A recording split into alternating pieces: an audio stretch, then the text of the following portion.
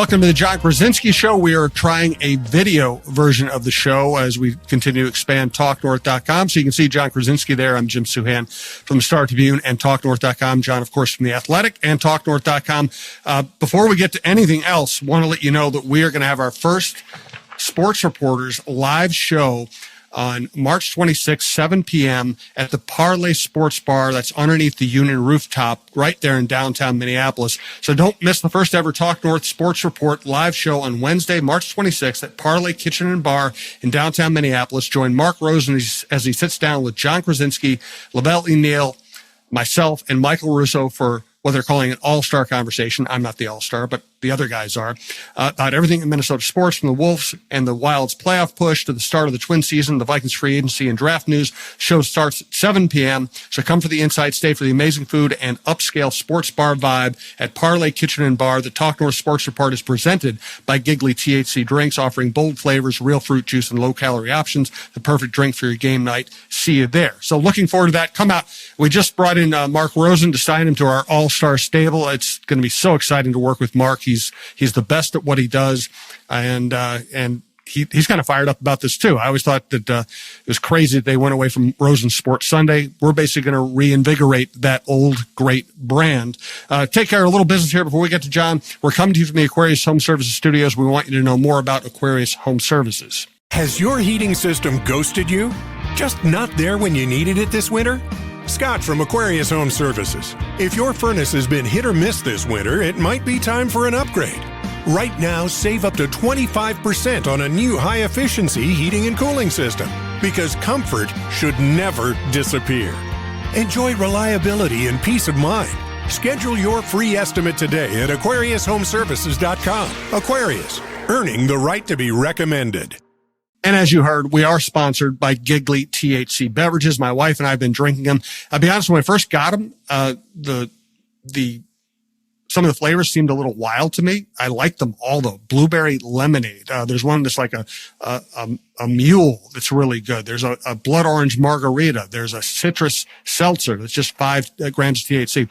We're really enjoying it. I'm enjoying having something like that drink, waking up with no hangover. Remember, there's no aftertaste. It tastes great. It tastes like your favorite cocktail without the regrets. It's real fruit juice. It's all natural. It's a local Minnesota business. You can find it at your favorite liquor store, and you can find it at Quick Trips, along with getting shipped nationwide. They have new low pricing. They have low-calorie options. Check it out. And it's great to be working with Giggly. All right, John. I had a lot to say. We got to get to you now. The Timberwolves look fantastic. They do. I think that we want to put the little caveat out there that they are playing, so far, this last little stretch has been against teams that are not very good. So they've won 5 in a row, but one of the encouraging signs so far is that earlier in the season, when they played teams that were struggling, it was often some of their worst performances of the season. So they are coming to these games with a little more sense of urgency, which is a good thing. We're recording this on Monday morning, coming off of their best offensive game of the season against the San Antonio Spurs on Sunday night. You have Rudy Gobert back. He looks good. Julius Randle looks terrific. Mike Conley has played much, much better these last 3 games. And it's not sort of, Jim, just like that they're winning these games, but it's how they are playing in the games. And I thought that what you're seeing offensively is more ball movement, more movement off the ball by the players. It's much less stagnant, and they're shooting the heck out of the ball from 3. And so we are, a little bit later this week, they go back to Denver. They play the Nuggets. That will be a real test, but just in the grand scheme of where things are, and if you want to do a vibes check on this group, certainly I think they are the optimism, the overall just feel in the locker room is the best it's been all season, as they've kind of started to put things together here these last 5 games. It's amazing to watch Julius Randle play now, because all things we complain about, he's corrected. Yeah. No, I think it's been essentially the story of the season right now for the Timberwolves is the last 10 games that Julius Randle has played in, they have won. They had a 5-game winning streak right before he got hurt, and he's come out of his injury, and they've won all 5 games that he has played since he has rejoined the lineup. And what you are seeing from Julius Randle is sort of like the anti-Randle portrayal of his game. I mean, when he came over here from New York, I think there was a real perception, and rightfully so, that, hey, this guy is a ball stopper. He is just a kind of a guy who just pounds the air out of the ball, isolates a lot and just scores. And that's all that he brings to the table. Maybe he doesn't put much effort on defense. Maybe he's not kind of going to give you the hustle plays that you need from someone of his ilk and at that spot. But really, even prior to the injury, he started to adapt his game quite a bit to what this team needed. He is passing the ball more and more. His shots, his field goal attempts are among the lowest of his career. His usage is very low, but his assists are high. He's had 9, and 10 assists the last 3 games. He is creating wide open shots for players in the half court offense. I mean, he'll get the ball, drive in, draw a double team, kick out to wide open shooters who knock down threes. He has really sort of sacrificed a lot in terms of his individual production and scoring, and is giving you just great quarterbacking of the offense, in addition to at least a couple of times a game, he's hustling for a long rebound. He's getting on the floor for a loose ball. He's saving one from out of bounds and keeping a possession.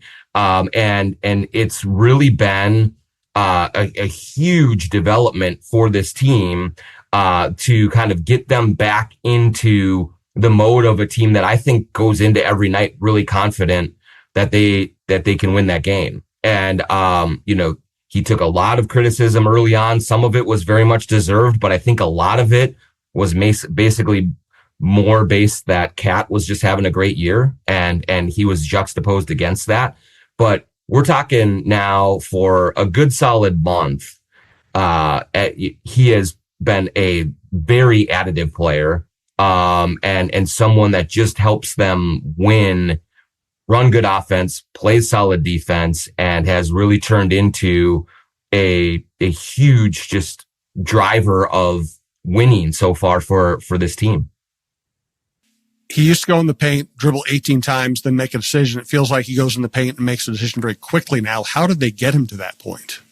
So we talked to him about that last night after the game, and I just think that there's a combination of a couple things. First of all, him being fully healthy has helped him, because remember, Jim, when he came into the season and started the year, he was coming off of missing a ton of games the previous season with a shoulder injury. And it was a real significant shoulder injury that kept him off the court for a very, very long time. And so I do think that there was a process of him kind of getting his body back physically strong enough and good enough to kind of play with force in a way that he did not feel comfortable with early on in the season. The second part about his development is I do think it's a matter of comfort. It's a matter of settling in and knowing his teammates and his teammates knowing him. We've kind of been through this before with Rudy Gobert, in terms of he is a player who is so unique that it takes a while for teammates to figure out how to play with him. And some guys take a full year to understand it. Some guys at least take half of a season. And so when Randle arrives just before training camp starts, and he's replacing a very popular guy in the locker room, a very important part of their offense in Karl Anthony Towns, I think that it took him a while, and it took the teammates around him a while to figure out, okay, how do we work together? We know what Julius Randle does individually very well. How do we incorporate that into what we're doing as a group. And I think that there was times early in the season when you saw him and Ant taking turns. Okay, it's your turn, it's my turn. It's your turn, it's my turn. There were times when you saw the entire offense just kind of sit there and stand and watch when Randle had the ball and he was in the post or he was at the elbow, and they weren't moving, they weren't cutting, they weren't finding ways to make themselves available for his passes. And as the season has gone on, what we have seen is teammates are understanding that, hey, if I get myself open, he's going to find me and I'm going to get a great shot. And so they've been incentivized to move without the basketball. They've been incentivized to cut to the lane. They've been incentivized to relocate around the perimeter to get in his field of vision when he has the ball, because he will find them for great, great shots. And so there's just a better understanding of how Julius operates. But then Julius has also had to really compromise and change his game in a little way as well, because in New York, he was essentially the number one scorer, the one guy who said, hey, Julius, we need a bucket. Go get it for us. Make this happen. Drive the scoring for our offense. And so he went from that environment to an environment that has a more democratic approach, that has Ant, that has Mike Conley, that has DiVincenzo, that has Rudy Gobert, that has Naz Reid, that has Jaden McDaniels. They have all of these guys that can benefit from his ability to run an offense. And I do think now it appeals to him a little more, or he understands a little bit more that, hey, if I play this way, A, we're going to win games, and B, that's going to be very good for me as well. And so every time that he has a high assist game, that he is generating great offense for others, that's great for Julius Randle as well, because the knock on him has always been ISO heavy, ball stopper, that kind of thing. So if he can show that he is adapting and evolving this late in his career, that sets him up for better or more, a bigger contract going forward, all of those things, whether it's here or elsewhere. It makes him a more attractive player as well. And I just feel like he is more comfortable in his own skin that way, that he can go out and play this way and still have a real impact on the outcomes of these games. And so, long story short, everyone just understands each other a whole lot better. And they are finding out that when they work together, that it's much more effective and it's much more fun. And so that's what's happening right now, with Randle and the Timberwolves. It's fascinating because when Finch first got hired, what I heard, I'm sure I heard partly from you and your sources, is, hey, Finch loves a free-flowing offense with great ball movement and player freedom. And it's funny, now we're seeing more of that than we've seen before with Finch here, with Julius Randle in the middle, which we did not expect a month ago. We did not expect it. I think I would say that probably since, the middle of December, Jim, we've started to see it kind of starting to grind toward where they are getting now. It's taken a while, that's for sure. And that was sort of one of the conundrums of the season early on for me, was that it was hard to square that Finch does. He's this egalitarian basketball mind. He really wants a free flowing, beautiful game style of offense. That's where he loves to kind of live in the NBA ecosystem. But what we had seen, especially early on, was very much the opposite of that. It was ISO heavy. It was stagnant. It was, hey, if they're making their threes, they have a chance. If not, they're kind of sunk. And I was just trying to figure out, okay, what is Chris Finch trying to do here? How is he trying to get from A to B? And it was hard. I think it was frustrating at times. I think it was a real grind as they worked to get these pieces to fit in the puzzle better together. And, it's true that they are, they're sort of feasting on some bad teams right now, but you can definitely see the not even just the outlines, but the real shape of a Finch style offense starting to emerge. And I do think that is a real emphasis on patience and on what it takes. I mean, there were so many Wolves fans earlier on in the season, fire Finch, trade Julius Randle, this is the worst thing ever, kind of approach. And I will give Chris Finch a lot of credit for this, in that you could tell that he was frustrated. You could tell that he was trying to work through all of these things, but he is the one who didn't panic. He is the one who has stayed with Julius Randle and kept believing in him. He has stayed with Mike Conley and kept believing in him. This is not a victory lap yet. They have a long ways to go. They have a lot more left to show and to prove that they can do this against high quality competition as well. But the arrow has been gradually pointed since the middle of December. And if they can continue this, it really is sort of a reminder that even when when you lose one game, when you lose 3 in a row, it's such a long season. The sky is not falling. And I think Finch has really kept with his own principles on this. And so far, he is being validated in that approach. No doubt. All right. A lot more to get to with this team. A very exciting time of year. This has been a blast to watch them lately. First, we want to hear more about Princeton's Liquors. Princeton's Liquors in Maple Grove. Bill Princeton and the Princeton family have been in the liquor business for decades and decades. You've been hearing me talk about this for a while now. He's been a great partner for this show. I'm in a great partner in the community in Maple Grove. You go in there, they have an unbelievable selection of bourbon, unbelievable selection of craft beer, but whatever you want, wine, spirits, THC seltzers and drinks, whatever you need, Princeton's Liquors has you covered. Go on in there and just support a community business that has been a part of this community for a very, very long time. As the weather gets warming up here, people are outside, on your back patios at night, things like that. Stop at Princeton's Liquors, grab a little something to bring home as you're doing some grilling outside or doing, whatever you want on a wonderful warm night like this.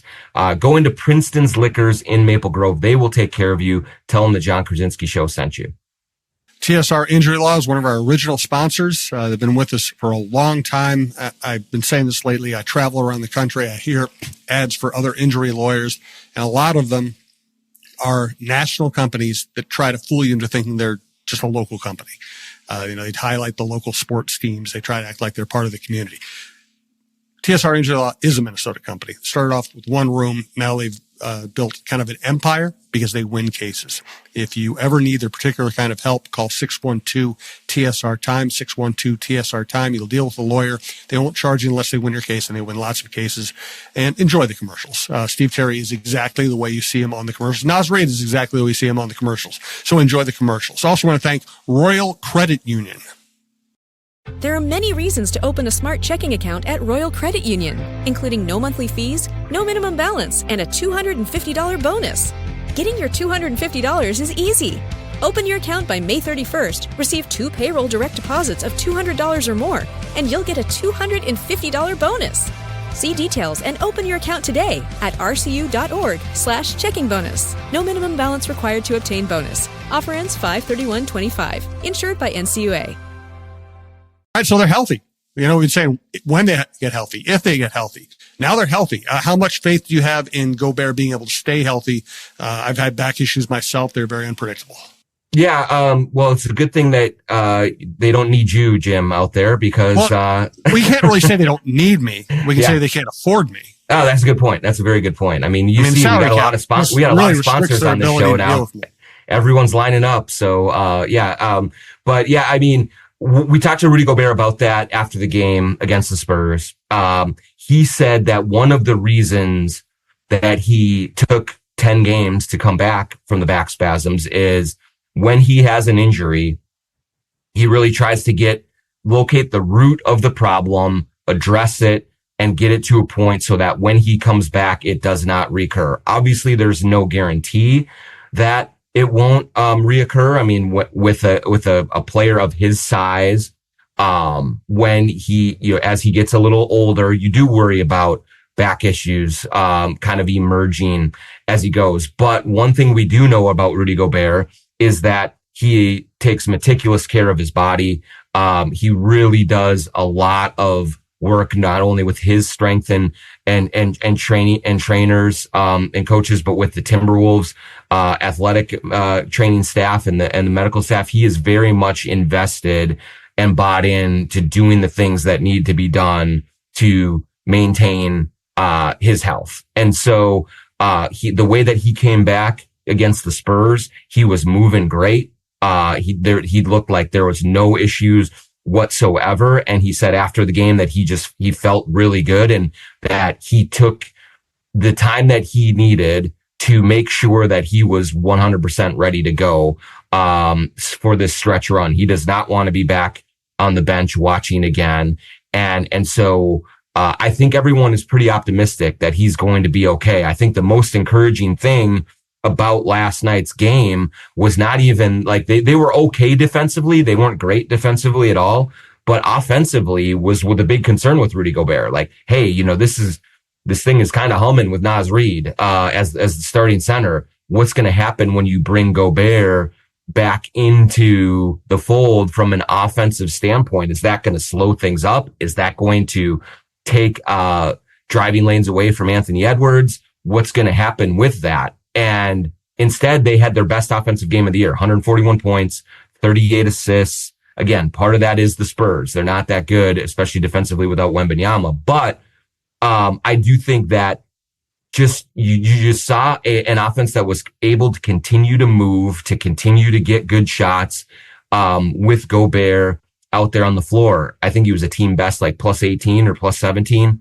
And so I think that was something that they can really build on. And one big credit that Rudy Gobert deserves in this whole thing, and you could talk about this, Jim, with the back issues, but the Wolves had, in his 10 games off, the Wolves had 7 road games. So a lot of flying to different cities. And Gobert went on every single trip. He got into the plane, 7'1", folding himself into the seats. He said he was really uncomfortable in some of those flights, but he wanted to be around the team. He wanted to be kind of immersed in things. He did not want to be isolated from the team while he was rehabbing that back injury. It was important to him to kind of be included while he was going through his injury. And I do think that contributed to a more seamless reintegration when he came back. But, he told me after the game, like, especially early on when he was having those spasms, to get on a plane and fly a couple hours, that's, that took a lot for him to do that. So big ups to Rudy for being willing to go through that. Yeah, when I went through my serious back problems, flying was about the last thing I ever wanted to do. Yeah, just sitting is bad, sitting in a controlled place where you can't really move around, getting any jolts you might get while in the air. It was excruciating. So I'm kind of amazed that he took that approach. Yeah, and he's 7'1". Like even on the private planes that the Timberwolves fly on, it's not exactly like he doesn't have a whole lot of leg room. So like, he's having to contort and twist and get himself into these planes and go with it. And he was, willing to deal with the discomfort so he could be around it. And I do think it helped him just kind of look at how the team was playing, look at what was needed, and be on the ground floor there and embedded with it. And he came back and was really playing with kind of a team first mindset. And I think it was a big deal. I want to talk about the race and the rotation. But first, I know you have something going on with Head Flyer Brewing. What's going on with them? Yeah, Head Flyer Brewing in Northeast Minneapolis. Many of you who have been to our live shows there, and it is a great, great time and a great place to hang out. But this is now becoming an annual thing for us. Crunch Time Beer is back. As March Madness approaches, as Timberwolves playoffs approach, we have brewed a new batch of Crunch Time beer. It's a kind of it's a citrus wheat beer, super refreshing as the weather warms up. There's nothing that I like more than kind of sitting on a patio, having a citrus wheat. I would have Blue Moon, but now that Crunch Time is available, going right back to that. It's awesome. So we have a little promotion going on Thursday, March 13th, when I get home from the Denver trip. There's going to be a happy hour from 4 to 6 p.m. At Head Flyer Brewing in Northeast Minneapolis. And I will be appearing there from 4 to 6 p.m. and pouring beers for everyone, Crunch Time beers. So come on in to Head Flyer Brewing from 4 to 6 p.m. Come earlier, come later. They have a pizza truck there. They have all sorts of stuff that you can kind of hang out. And we'll talk some Wolves just very informally. I'll be able to be behind the bar with Dan, with a bunch of the great bartenders at Head Flyer, pouring some beers, having some fun, and just kind of really celebrating the launch again of Crunch Time beer, which always signifies springtime, signifies March Madness, signifies Timberwolves playoffs. And if you can't come in and just have a beer, you can come in and buy them in cans and take them home with you as well. So once again, come to Head Flyer Brewing, 4 to 6 p.m. on Thursday, March 13th. I will be there pouring some beers. We can talk some Wolves and have a good time. It's in the works. I think it's still a secret, but in honor of my pickup basketball career, I think they're going to release a beer in my honor, Bad Foul Beer. Bad Foul Beer, that'd be perfect. I mean, Jaden McDaniels could have drank a lot of that earlier on in his career. And he's been much better at it. So, yes.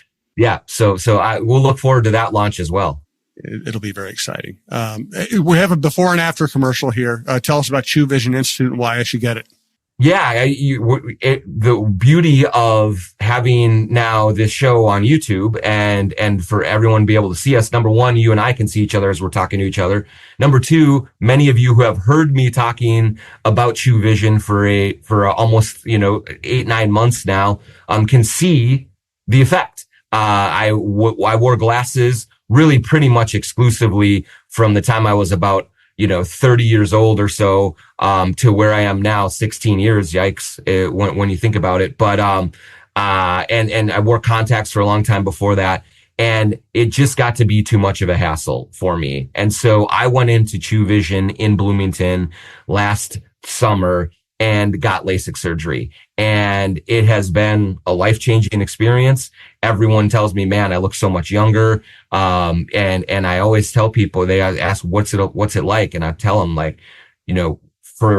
always discounted it before I did it, talking to people. It can't be that big of a deal. Really, is it? It is that big of a deal. You go to chewvision.com, set up your free consultation, go in there, have a look, have everyone kind of take you through all the steps and all the processes to find out the right vision correction situation for yourself. But if you land on LASIK and you go through Chew Vision, it is such an easy process. It is such an enjoyable process. I mean, everyone there is so friendly, so easy to work with. They are elated when you come in because you're considering doing this thing for yourself that can really just make life so much easier for you. And then they get you in and through the process and out and on to recovery and onto the rest of your life very quickly and very easily. So go to chewvision.com to set up your consultation. Tell them the Jon Krawczynski Show sent you and just look at the results. You have Jim over there with his glasses. Me, I'm just seeing clearly. I have not worn glasses. I have not worn contacts since last July, and it's been just a great, great thing. So go to chewvision.com and get yourself started today. Last but not least, let's hear from Shepherd Goods and Lamb Chops clothing line. sglambchops.com is the place to go for the best casual wear, the most comfortable, the most stylish casual wear you'll be able to find. Hoodies, sweatpants, t-shirts, hats, all of the above at Shepherd Goods and Lamb Chops Clothing. I see it all over Target Center when I'm there. You see Jordan and Craig sitting courtside at these games, at Timberwolves and Lynx games, but you just see so many people wearing the Lamb Chops clothing. It is just, it's really cool because it's a local company and it has really taken a hold in the city, in the arena, And when you wear Lamb Chops clothing in Target Center, you're kind of a part of this cool little community that is growing and growing. If you use the promo code JONK20 at sglambchops.com, you get 20% off anything that you buy there. So it's already really affordable. It's already super high quality. Use that promo code JONK20 for 20% off. And it's even better. At the end of this show, we will answer a Twitter question from the audience, and they will have a chance to get a free Lamb Chops giveaway. So go to sglambchops.com, promo code JONK20, and get yourself started with some of the best local clothing you can find. Suddenly, the rotation's 10 or 11 deep with guys you actually like seeing on the court. How does Finch manage all of this? You know, he said last night after the game, he said, I'm going to play 10. That's what I'm going with. And he has said that before, and he always kind of regresses to 8. But he's really seems committed to trying to get 10 guys in. And so how do you do that? That means that you have the top 8 that he's been going with the whole time, the starting 5 with Nickeil Alexander-Walker, Dante DiVincenzo, and Naz Reid off the bench. And I actually think DiVincenzo may start at point guard some nights, and Conley may shift into that bench role. We'll see.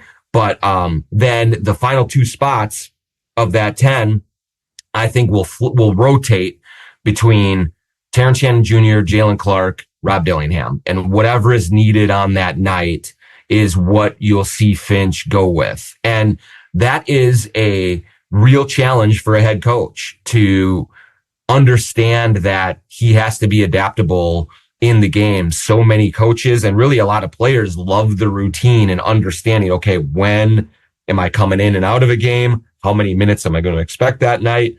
All of those things. But given how well, especially Shannon and Clark have played during this time, of injury, they've really just kind of, I think, gained Finch's trust. I also think that Chris Finch understands that it would be great if the Wolves could go through these final 16, 17 games as they push for the playoffs, but also not have to play Ant 40 minutes, Rudy 39 minutes, a couple of their guys like super high minute allotments. I think that the more bringing the rotation out to 10 does help keep the minutes into the mid 30s at least.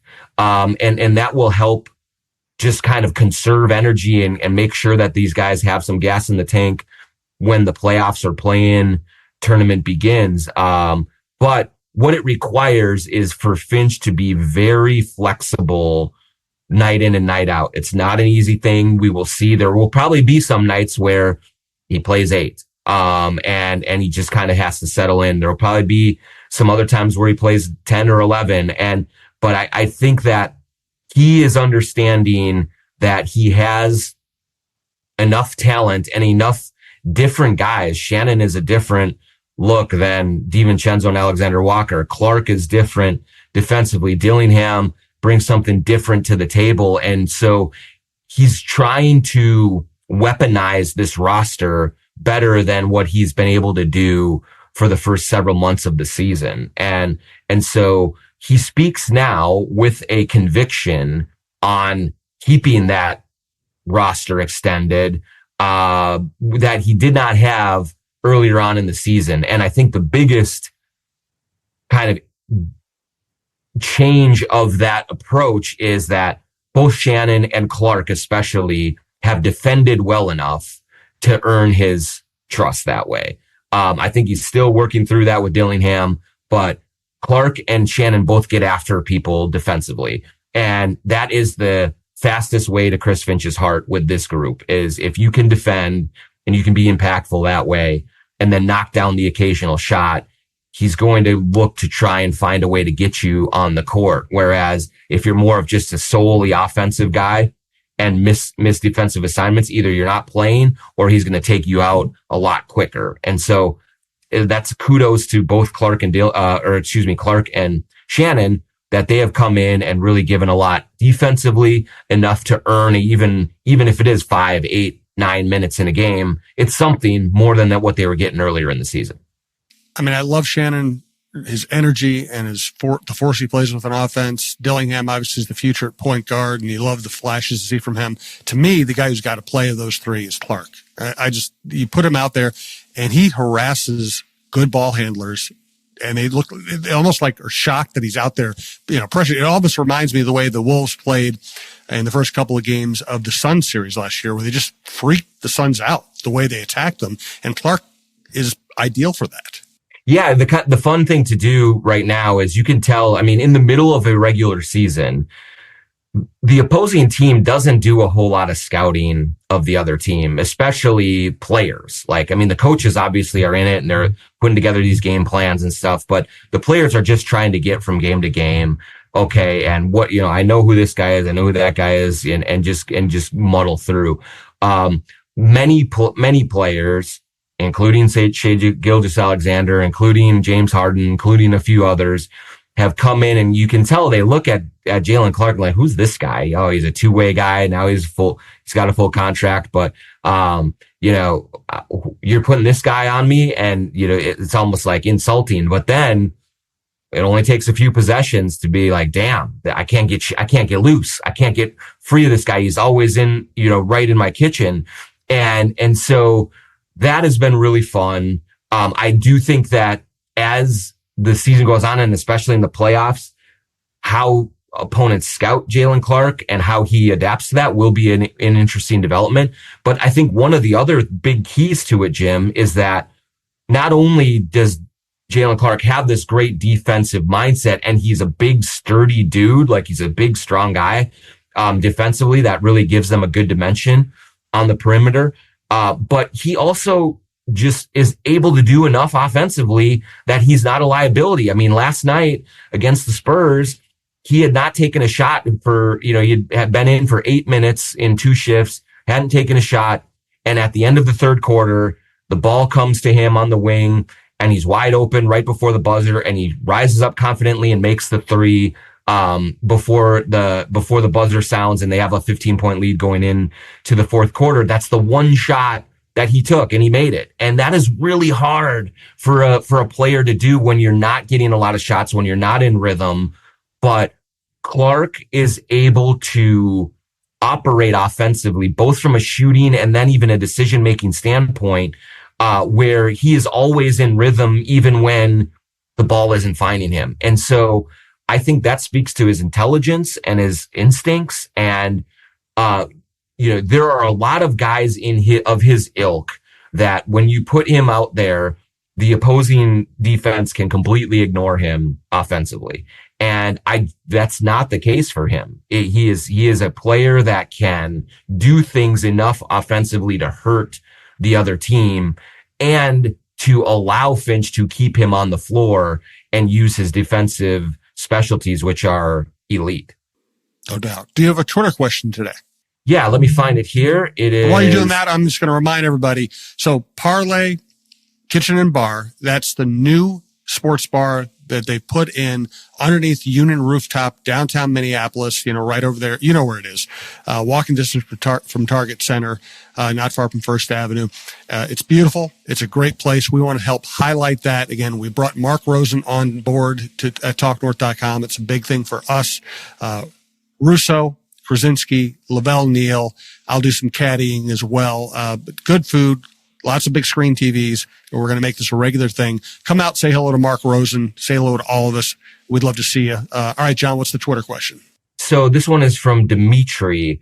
Do you think that Dante DiVincenzo and Randle's time off while injured, their first time away from the game since being traded, allowed for integration or adjustment to actually being with the Wolves? Because moving, changing jobs and locations is huge, especially with no time to process it. It's a great point from Dimitri, and I think there's kind of 2 prongs to my answer to this question. One is maybe it did allow them, to Dimitri's point, to sort of catch their breath a little bit. It was a really hectic move from New York to Minnesota. Both of them have wives and young families, and that's just a lot to take on right literally a day before training camp began. And then you get into the grind of a season and you're just go, go, go. And there's no real time for them to just like figure life stuff out. And so I do think, even though while both were traveling with the team when they were injured, I do think it allowed both of them to just like clear their heads, to just take a minute, and to watch this team, because that's the other part of the thing, is that I think both of them were watching how the Timberwolves play basketball and seeing it up close. And when you're not in the middle playing, you can kind of watch from the sideline with a different perspective. And Julius Randle in particular mentioned how valuable that part of his time off was. What I think really helped him was he sat on the sideline. He watched how the offense was going. He watched what other people needed. And I think that he just came back with a better understanding of, okay, here's how I get my offense and here's how I get other people going. And I just think that you can't really put a price tag on that experience for both of them. And so I don't think it's a coincidence that both of them have come back and look like they haven't missed a beat. Like neither one has had a bad game since he returned from the injury.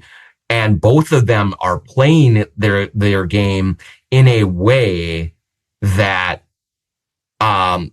is more than just, I'm here, I'm going to shoot and get my stuff in. They are integrated fully into what this team is doing from a team aspect on both offense and defense. And so I do think that them sitting back for, double-digit games and watching and processing and understanding now is helping them as they are back in the battle and in the middle of it, kind of understand what needs to be done. And so I think it's just a great point from Dimitri that this time away, while it was painful for them and while the Timberwolves had to kind of muddle through it, it really did help their overall, kind of just approach to the game. And it really helped the Timberwolves because it also gave Shannon and Dillingham and Clark and these guys more time as well. And now they come back to a team more well-rounded and more prepared to play any different style night in and night out. So check out Jon at Head Flyer Brewing on Thursday. Check out the live show, the Sports Reporter Show, led by Mark Rosen on March 26th, 7 p.m. at Parlay. We look forward to seeing you. Thanks for everything. We appreciate you listening. We appreciate you watching. You'll see more videos from from TalkNorth.com as we go forward here and expand. And it's all possible because of our listeners and now our viewers.